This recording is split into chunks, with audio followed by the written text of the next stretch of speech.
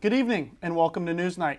Tonight we'll have all your international, national, and local news. I'm Jonah Summers. And I'm Joe Musser. Former President Donald Trump has been indicted by a New York grand jury. How are the former president and his lawyers reacting? All the FBI is now speaking up after a series of threats were made to Pittsburgh schools last week. All this and more coming up on NewsNight.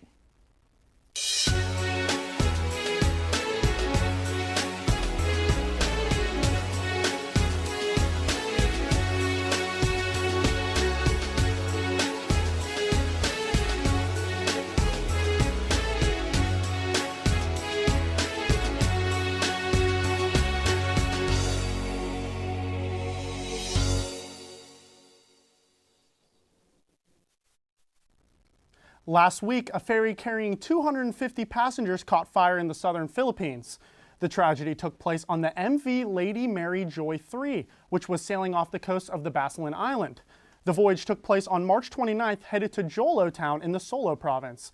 The fire occurred at just around midnight and is said to have killed at least 31 passengers, while 18 of those 31 were found in the exact same location, all suffering fatal burn wounds. Emergency workers and Philippine Coast Guard told CNN that 160 passengers and 36 employees aboard the ferry were rescued after many jumped overboard during the fire. Mina Nani, 46, a passenger on the ferry, told DZRH Radio, "I thought I was dreaming, but when I opened my eyes, it was dark and we were surrounded by smoke," end quote.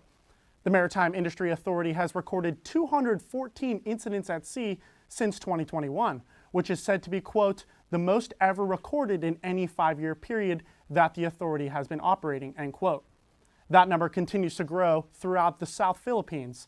The reason for this is said to be a lack of ship maintenance, hazardous conditions, overcrowding, and poor industry regulations. A 10-year plan for the growth of the marine industry in the Philippines was completed in 2018, and one of its 8 main programs was the improvement of maritime safety. However, accidents continue to happen, as last year 7 people died on a ferry that caught fire carrying 134 passengers when it was just a few miles from its destination. Now, Grace Poe, Philippine senator, filed a bill earlier this month that would create a board to govern transportation safety. Again, accidents continue to happen in the Philippines. They're looking for answers. In light of the recent court hearings revolving around the ban of the popular video social media app TikTok, Canadian Prime Minister Justin Trudeau is speaking out. Canada officially already banned the app on all government devices last month. According to BBC News, Canada's chief officer said that the app, quote, presents an unacceptable level of risk to privacy and security, end quote. The decision was final a few days after a similar ban was announced by the European Commission. TikTok is owned by ByteDance Ltd, a Chinese firm, and is being reevaluated across the globe due to the app using personal information and having ties to the Chinese government. The app is already banned on governmental devices here in the United States. Last year, United States federal employees had 30 days to erase the app and its data from their systems. Bans are already present in some American universities, as well as in other countries like India and Asian countries. Even though ByteDance Ltd claimed last year that Chinese government officials do not have access to data, the company eventually admitted some of its staff in China had access to European users' data. On Friday, March 25th, Prime Minister Justin Trudeau spoke at a joint news conference in Ottawa alongside President Joe Biden. Trudeau announced how he was happy his children could no longer access the app. According to NDTV, he conveyed, quote, "I am obviously concerned with their privacy and their security, which is why I'm glad that on their phones that happen to be issued by the government, they no longer access TikTok. That was a big frustration for them. Really? This applies to us, Dad?" End quote. The ban of TikTok on all devices continues to be discussed. Tuesday afternoon marks the day Finland became the 31st member of NATO, which now ends their neutrality regarding the war between Russia and Ukraine. This allyship will extend the transatlantic military alliance and provide strategic strategy placements around Russia's border. Finnish Foreign Minister Pekka Haavisto exclaims that, quote, "It is a historic moment for us. For Finland, the most important objective at the meeting will be to emphasize NATO's support for Ukraine as Russia continues its illegal aggression. We seek to promote stability and security throughout the Euro-Atlantic region," end quote. Now, Russia warned it would be forced to take retaliatory measures to address what it called security threats created by Finland's membership.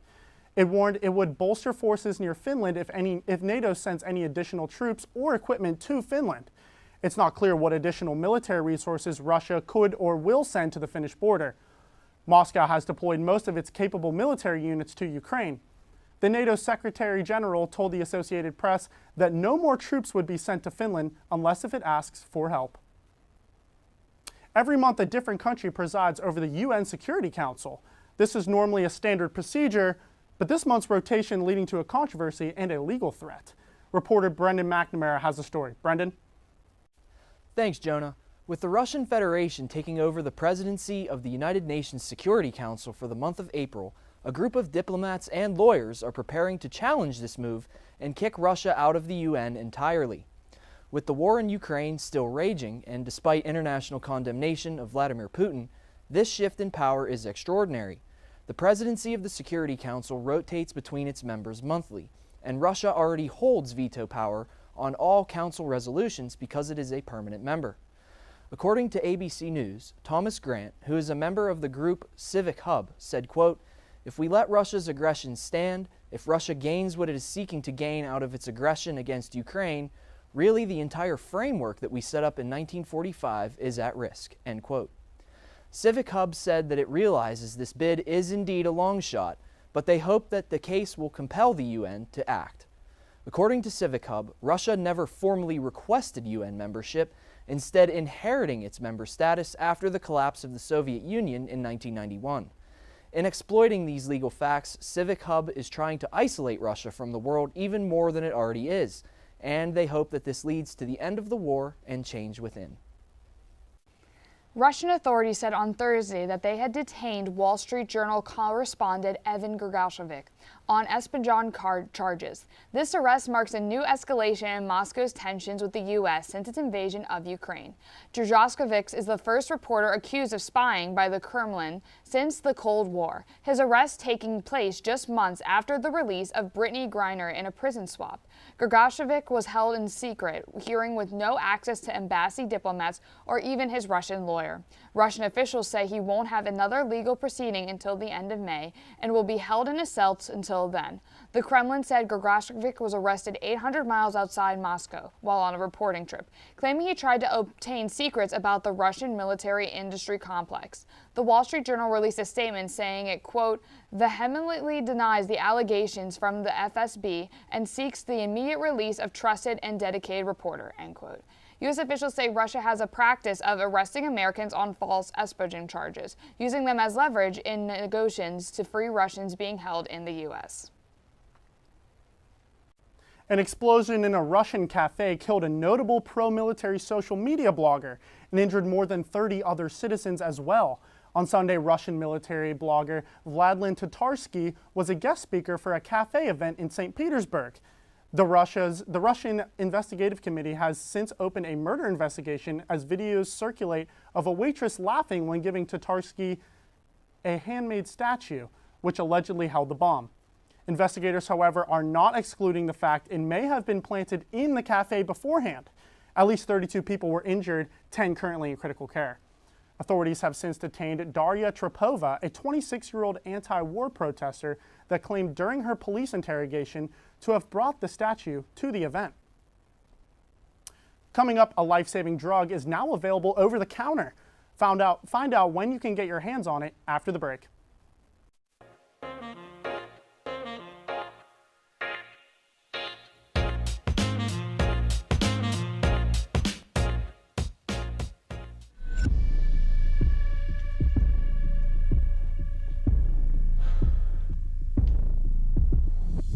Regular physical activity is one of the most important things you can do for your health. The benefits of physical activity include brain health, weight management, reducing disease, strengthening your bones and muscles, and improving your ability to do everyday activities. So, it's time to get up and be active.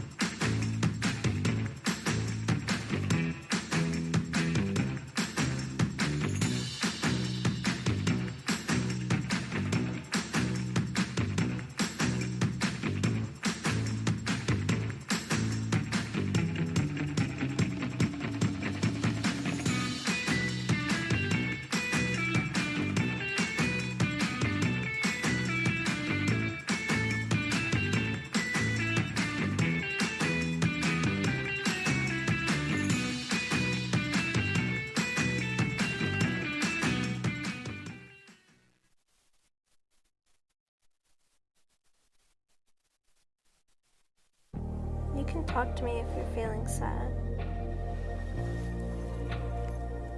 Thanks for hearing me out, bro. Whenever you need to talk, I'm here, okay?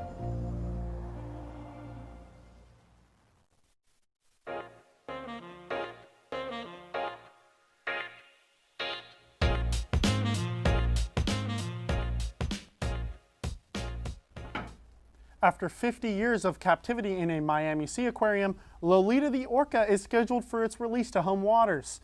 Miami Sea Aquarium said in a statement Thursday that Lolita will receive the highest quality care as the team works to make her relocation possible in the next 18 to 24 months. End quote.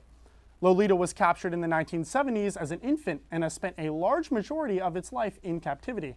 Now, orcas have a lifespan of about 50 to 90 years, which is a good thing for Lolita considering she is just 57 years old. But the adaptation back into the wild will be a struggle. Lolita's tank has raised many concerns for tourists and wildlife connoisseurs. Her tank is just 80 feet long by 35 feet wide and only 12 feet deep in some spots. Her former friend and fellow orca, Hugo, lived in the same tank as Lolita. Sadly, he died in 1980 after 10 years of confinement with Lolita after hitting his head on the walls of the tank. Orcas swim an average of 140 miles every day, and Lolita is just confined to not even a tenth of a mile. There's the opportunity for her to connect with the family without a doubt, Charles Vinnick, the executive director of the Whale Sanctuary Project, told CNN. Yes, potentially physically over time. Lolita's family swims the waters of where Lolita was taken while they are protected under the Endangered Species Act, and her mother is said to be still alive at 95 years old. The fundraising and petitions to have Lolita released has been making massive strides in 2023. Jim Irsay, the Indianapolis Colts owner, who is helping to pay for Lolita's move, said, quote, "I know Lolita wants to get to free waters. I don't care what anyone says. She's lived this long to have this opportunity, and my only mission is to help get this whale free." End quote. Within the next 18 to 24 months, with many help of others, Lolita will be scheduled to be released back into her home waters. The FDA has approved over-the-counter sales of Narcan. This overdose-reversing drug will soon be able to be purchased without a prescription. Narcan is a nasal spray for the drug naloxone. This approval will make the drug more available across the United States amid the opioid crisis. It will be available in places like convenience stores, gas stations, drugstores, grocery stores, and online. Narcan is produced by Emergent Biosolutions, which hopes to have its products in the hands of retailers by late summer. The cost, however, is still uncertain. CEO Robert G. Kramer released a statement according to NPR stating, quote, "Today's landmark FDA OTC approval for Narcan nasal spray marks a historic milestone as we have delivered on our commitment to make this important emergency treatment widely accessible, given the alarming rates of opioid overdoses occurring across the country." End quote. In the meantime, Narcan can be obtained through a prescription at a pharmacy, or some harm reduction groups as well as city and state governments have offered the drug to residents for free. This approval is a result of a rise in the United States regarding deaths due to opioids. A study from the Centers for Disease Control and Prevention showed that in 12-month ending period in October, a total of 101,751 fatal overdoses were reported. Despite the accessibility, some citizens worry Narcan will still be too expensive to afford, even with a discounted price of $38 per dose, and may take more than one dose for an overdose to be reversed. Narcan is able to reverse overdoses from opioids such as oxycodone, heroin, morphine, and fentanyl. Former President Donald Trump made history last week as the first former president to be indicated. NewsNight reporter Cade Montgomery has the details that led up to yesterday's arrest. Former United States President Donald Trump has officially been indicted by a Manhattan grand jury in connection with his alleged involvement in a hush money scandal involving adult film actress Stormy Daniels, which has been an ongoing investigation since before the 2016 presidential election. Trump was indicted last Thursday, March 30th, after taking to social media just a few weeks prior to say that he, quote, "will be arrested," end quote. According to CNN, he arrived in New York City on Monday, around the same time that the court announced that the media would not be permitted to broadcast the arraignment, though some photographers would be allowed to take photos at the beginning. Members of Trump's legal team have told the former president not to speak publicly during his time in New York on Tuesday, and Trump is, quote, "taking this very seriously and following legal advice," end quote, according to an advisor to Trump. Alina Habba, who represents Trump in several civil matters, told CNN, quote, "he's in good spirits, honestly. He says he would normally be. He's ready to go in and do what he needs to do, end quote. Trump met with attorneys Susan Nichols and Joe Tacopino after arriving on Monday in preparation for yesterday's arraignment. Trump pleaded not guilty to 34 felony criminal charges during his court appearance. A deadly storm system swept across the central U.S. on Friday, destroying homes and downing power lines across at least 10 states. Reporters say that at least 69 tornadoes were recorded across the South and the Midwest and killed 32 people. In Wynne, Arkansas, people spent Palm Sunday cleaning up debris after one of the tornadoes hammered a small town. More than a dozen people are dead in Tennessee after a suspected tornado roared through several counties on Friday. And the same storm system killed one person in Belvidere, Illinois, after the roof of a packed concert hall collapsed with only 200 people inside. In Ohio, powerful winds knocked a tree onto a house, killing a 13-year-old inside. And in Delaware, one person was killed in a tornado touchdown in Sussex County. So back in Wynne, most of the local schools were destroyed by the storm. However, teachers and parents are praising Wynne School District's superintendent because they released students early. Allowing them to escape the path of the storm, locals are saying that this action saved hundreds to thousands of lives. As a way to deal with violent airline passengers, some legislators have introduced a bill to keep them out of future flights. Reporter Devin Amee has the story as well as more on a recent avalanche in Colorado. Devin?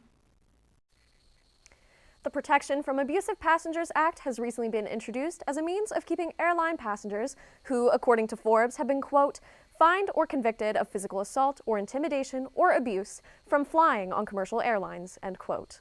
With this new proposal, a national no-fly list will be created to help lessen the number of violent incidents on flights. This isn't the first time a bill such as this has been presented, as a similar bill was also in the works last year. However, there have been a mass increase in airline violence, allowing this bill to gain traction. Individual airlines already have their own personal ban lists, but with this new bill, these names can be shared among other airlines on a national level.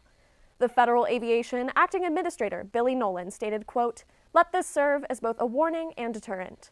If you disrupt a flight, you will risk not only substantial fines, but also federal criminal prosecution and jail time, end quote. Turning now to Colorado with the aftermath of an avalanche in Rapid Creek. As Jacob Dalby of Colorado is recovering from the avalanche, he continues to search with hope that his furry friend is still out there. Dalby, his two friends, and his 7-year-old Border Collie wolf mix went out to Rapid Creek in hopes of finding a new adventure spot. What they didn't know is that this adventure would go wrong fast. As the group skied uphill, the ground beneath them fractured, causing an avalanche. Dalby reached for his beloved dog, but they were both swept away from one another. Dalby was lucky to survive, only suffering a fractured hand and frostbite. His snowboarder friends suffered a head injury, and their other friend sadly passed away. Within all this chaos, Dalby still has yet to give up hope of finding his dog. 2 days after being released from the hospital, he's back on the mountain, searching and putting up signs. He has received info that dog tracks were found with a trail of seemingly something being dragged as well. This gave Dalby hope as his dog was wearing a small backpack, making this information connectable. As of now, the dog still has not been found, but Dalby is certain that he is still alive and out there.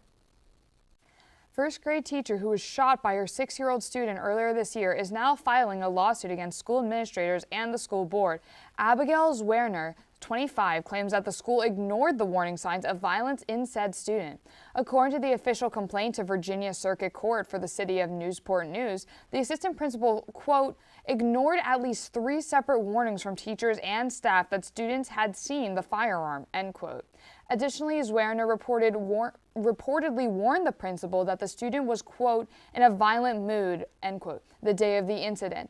The student will not be charged with any criminal charges. However, the lawsuit is pending trial in the upcoming weeks.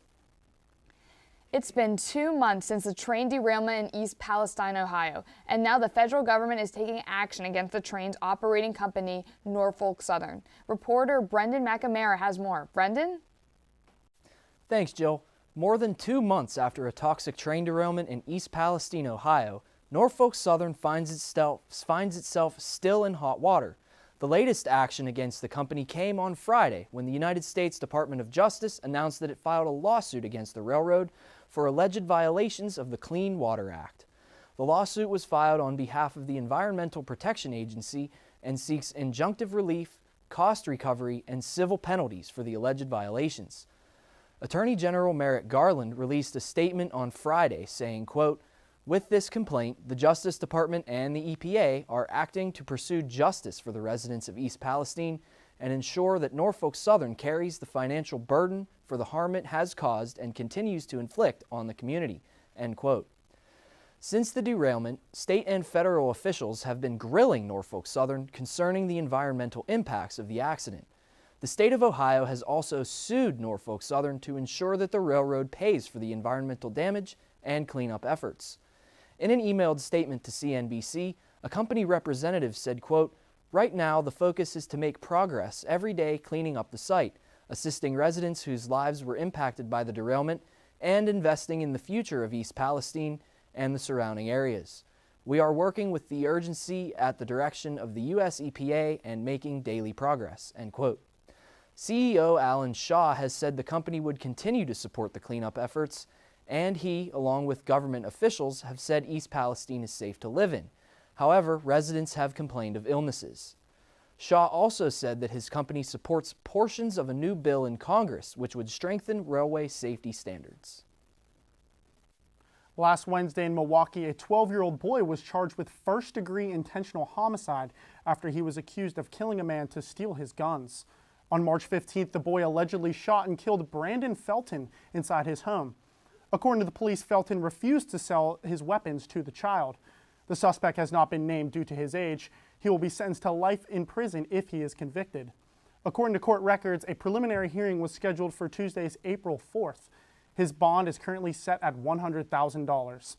The child gave police inconsistent statements before he was home playing video games.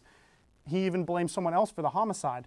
What ended up connecting the boy to the shooting was a pizza receipt found from the night of the killing. The order had been made using his cell phone. Along with the receipt, there was also text messages that say he had the gun. Allegedly, the boy later confessed to lying to the cops and to his mother. Coming up, new leadership is coming to Pitt. Who did the Board of Trustees choose as the university's new chancellor? Plus, it looks like spring has finally sprung, but is it here to stay? Stick with us.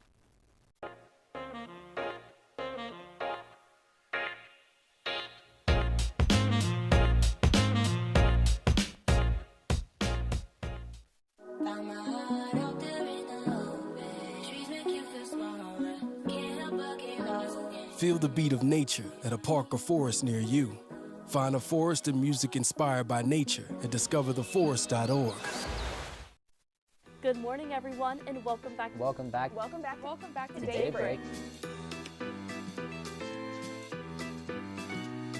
Chicken Guy opened in PPG Place on Monday. The bridge would open before the 1 year marks to check out the 20th annual gingerbread display. Share with you this week's ray of sunshine. We are still somehow hanging around in the playoff. It gives Georgia Democrats some hold onto the governing body. 200,000 people still in harm's way. This weather is perfect for those cozy nights indoors.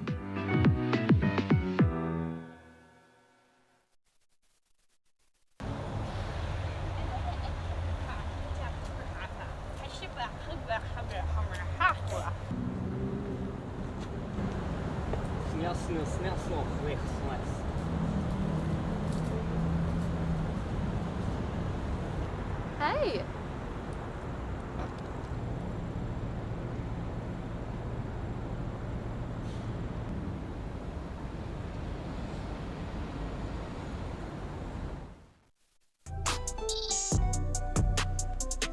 I'm an actor in an ad that was given 12 seconds to remind you that if you're high, just don't drive. Because if you feel different, you drive different. It's illegal to drive high everywhere anyway.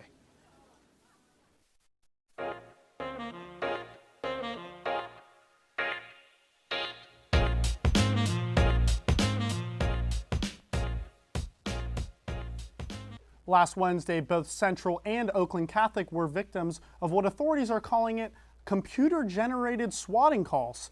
If you had not heard about the news or what had happened with these calls, you might be a little bit confused. Pittsburgh police received word of an active shooter at both Central and Oakland Catholic High School on Wednesday. When they arrived at the scene, students and faculty members had already evacuated the building. Pittsburgh is not the only city to have received these threats. On the same day, a school in Utah received one, and a day earlier, 30 different schools in Massachusetts had received several. An FBI official said in November that they believe the wave of false threats focused on schools may be coming from outside of the country. Authorities say that nationwide, there were 250 colleges targeted in 100 high schools in the past year. When police arrived upon the scene at Central Catholic High School, they had received another swatting call that left a message that there were students inside that were harmed. When the police returned the vacant building, they admitted that they saw nothing. Authorities said that they took every precaution possible to ensure that the students in the building were safe and that they were treating the threats as if they were real, even upon finding out that they were just computer generated. Looking forward, authorities are investigating who or where these calls come from. An FBI official said earlier this year that they believe the wave of false threats focused on schools may be coming from outside of the country. A former intern of Pittsburgh City was shot and killed in Bloomfield. His death occurred Sunday, March 26th, around 7 p.m. Pittsburgh officials mourned their past intern, Alexander Yerke. He was 26 years old and listed as a Bethel Park resident. A witness described Yerke's death to the police, explaining they saw Alexander bicycling. He then turned onto Pearl Street, where the witness described hearing a gunshot and screaming. When the witness turned the corner, they saw the shooter standing above Yerke. His sister told WTAE that her brother was on his way to a weekly baseball game at a local field. Alexander only made a block away from home before he was shot. Matthew Nair started a GoFundMe page in order to raise money for Yerke's funeral.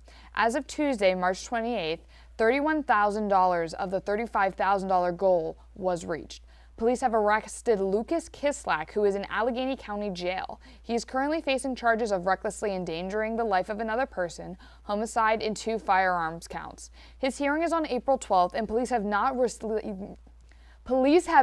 yet released a motive. Mayor Ed Gainey conveyed his condolences according to Trib Live, expressing, quote, "Pittsburgh, please join me in prayer for the family and friends of Alex Yerke, whose life was taken in a senseless act of gun violence. He left a lasting impression during his time as both an intern and a consultant for the Department of Mobility and Infrastructure. And today, we are grieving his loss, while also feeling gratitude for having known him," end quote. Alexander worked as a traffic engineering intern from January 2022 through March 2022. The University of Pittsburgh named Joan Gable as its 19th and first woman chancellor, according to the Trib Total Media. Pitt's Board of Trustees voted Monday, April 3rd at a special meeting to make Gable chancellor-elect. Gable comes from the University of Minnesota, where she served as president and chief executive of the university's system in its Twin Cities campus. She will succeed Patrick Gallagher, who is stepping down after 9 years in office, with plans to teach on campus. Gable will take office in July, becoming the first woman to lead Pitt since its founding in 1787. The Trustees' Compensation Committee also approved a pay package for Gable that includes a base salary of $950,000, which is substantially higher than Gallagher's base pay of $698,000. Pitt's officials were impressed with Gable's career accomplishments in service, teaching, and research, saying they reflected an academic vision and aspiration that fit with the university. Gable told Trib Live, quote, "There is so much exciting potential future opportunity here. It is so nice to be looking forward to the future in this way, and I'm completely and absolutely honored and delighted to be here," end quote. Multiple residents of Pittsburgh's Mount Washington neighborhood are voicing their concerns about several coyote sightings. Last week, multiple people took to Facebook warning others to keep their pets and small children away from wooded areas. That's where they believe many coyotes could be hiding out. Many have also said they can hear them howling in the night. The majority of the spottings have been along Boggs Avenue, Wyoming Street, Smith Way, and Leala Street. Others say they have seen a mother coyote with her pup sheltering behind the old St. Justin's Church building along Boggs Avenue. Pittsburgh's Bureau for Animal Care and Control labels coyotes or any animal that may pose a threat to the health or safety of the community as, quote, nuisance wildlife, end quote. They advise that if you are in danger from any form of nuisance wildlife, to call their main office for emergencies. According to the Bureau of Labor, statistics only about 12% of registered nurses are men, but a new club at Pitt is working to change those numbers. Reporter Cade Montgomery has the story. That's right. The University of Pittsburgh has announced that a new club has been founded at the school. Adrian Bermudez, a University of Pittsburgh grad student, is one of the founding members of Pitt's School of Nursing's Men in Nursing Club, which is a safe space for networking, mentoring, socializing, and recruitment. Bermudez told KDKA-TV, quote, "Even now when I'm a current grad student, you look around the classroom and males are usually the minority," end quote. According to Associate Dean Julius Katutu, the nursing school is made up of 1,070 students, but only 140 of those students are men. He told KDKA-TV, quote, "I'm very impressed because it removes the stigma from males that nursing is also a profession for men and you can advance professionally in the line of being a nurse," unquote. The university was also recently named one of the best schools for men in nursing. Construction continues tonight of a new apartment complex coming to McKnight Road. In Ross Township, the RDC Design and Building Company is in the process of completing the project, which will cover around 6,000 square footage. The company says this complex will consist of 272 apartment units within 4 separate buildings, along with 17 townhomes. Additionally, there will be a 2-story clubhouse that will include a fitness, pool, grill, bar, and lounge areas. The complex will be located on the old Sam's Club site. According to the Tribune Review, the warehouse retailer closed its door in 2006 after opening the location in Ohio Township. The following year, Walmart proposed a plan to take over the building. However, Township officials declined their plan due to concerns of heavy traffic congestions along McKnight Road if the Walmart were to open. In 2014, the building was demolished and the site stood vacant for almost an entire decade. That was until the new apartment complex began reconstruction in September of this past year.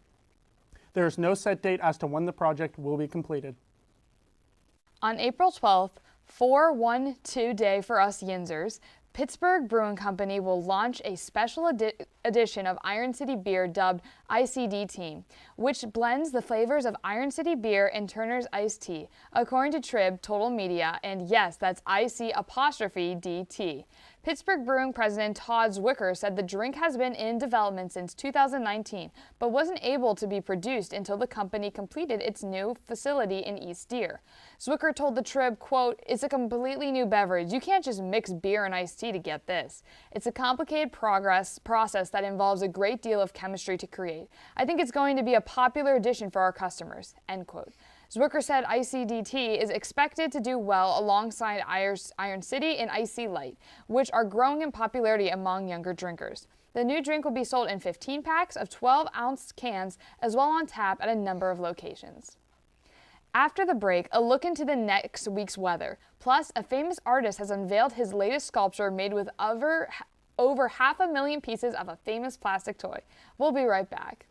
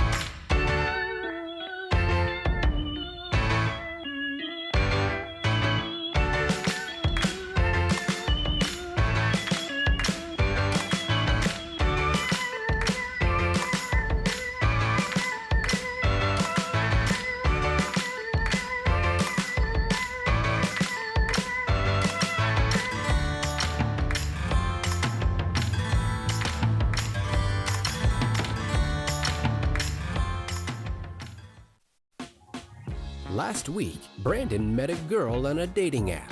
One day after work, he finally found the courage to ask her out. No answer. He started to panic. Was he being too pushy? Maybe it was too Sorry I didn't respond. I was driving. I would love to go on a date. How does tonight sound? Brandon tried to play it cool, but inside he knew. A girl so smart, so responsible. She must be a keeper.